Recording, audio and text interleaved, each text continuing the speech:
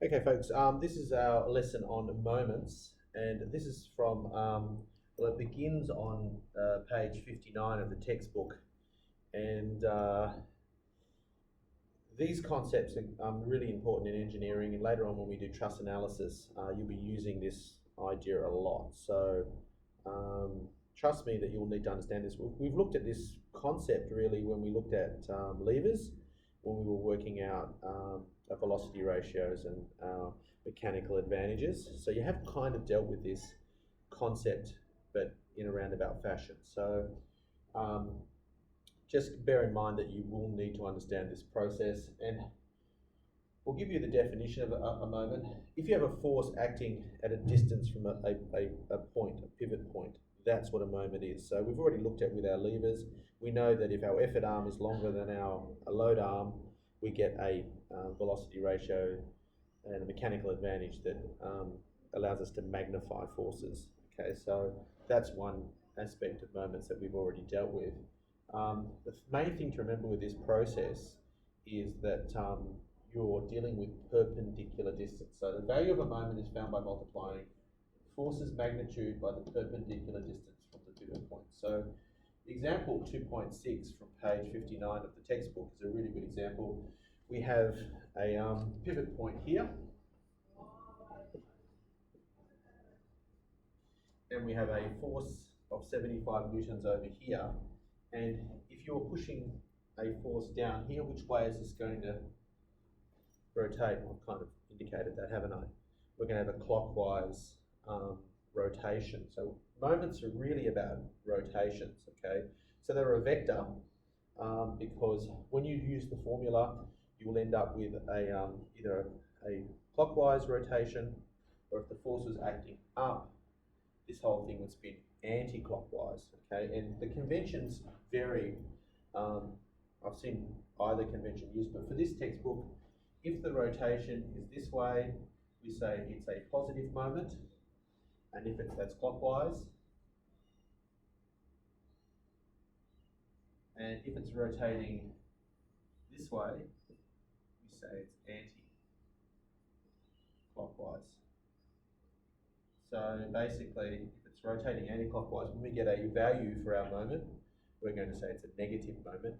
If it's rotating clockwise, we're going to say it's a positive moment. Something that really confused me about this subject was that I didn't pay enough attention to this idea of perpendicular force. Okay, so most of the questions where we were dealing with levers, we were dealing with a situation where we had a pivot point, and the forces were straight up and down. Okay, so that is a perpendicular distance, that pivot point. Okay, now that's all well and good until you start dealing with problems that involve forces which are not perpendicular.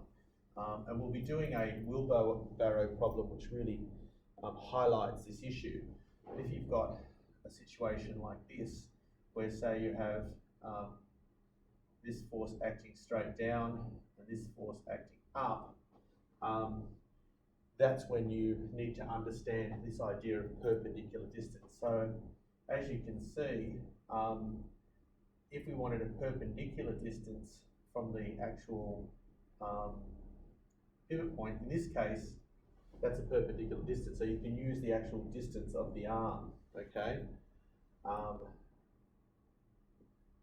You can use that distance because that's perpendicular, but for this one here, okay, it's not perpendicular, it's not 90 degrees. So what are you going to do?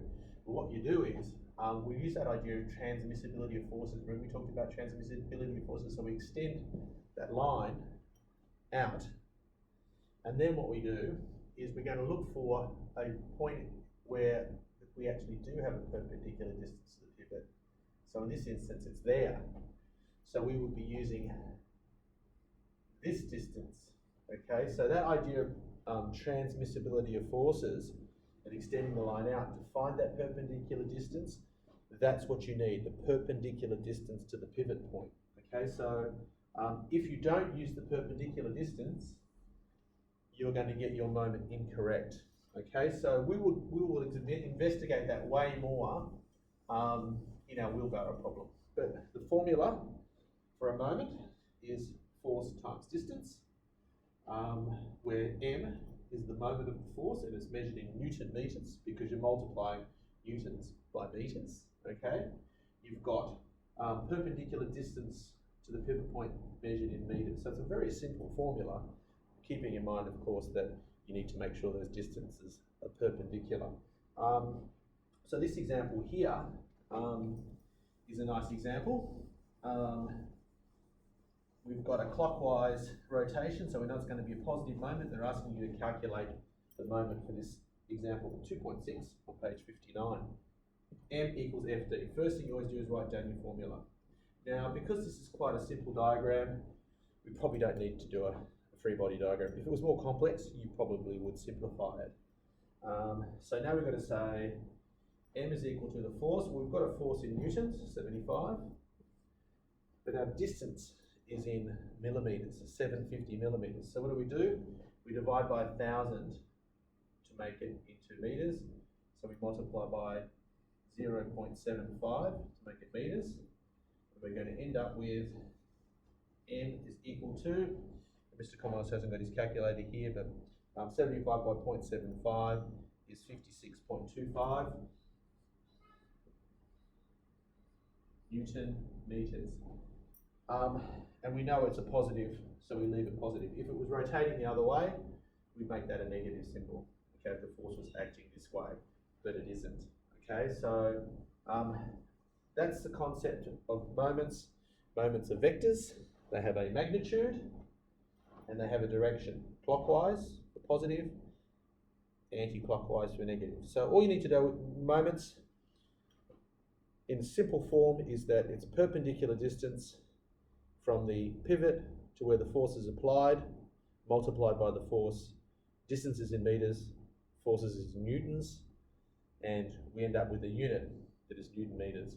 You'll be using this concept when you're calculating unknown forces and unknown reactions in truss analysis when you're looking at bridges and things like that. So we need to really get our head around this concept. Stop the video, write down the sense conventions that we're using. This is positive, this is negative, and get all this information down. And I will see you in the next part of this video where we'll be looking at the dreaded wheelbarrow problem to understand this concept of perpendicular distance a lot more effectively. See you shortly.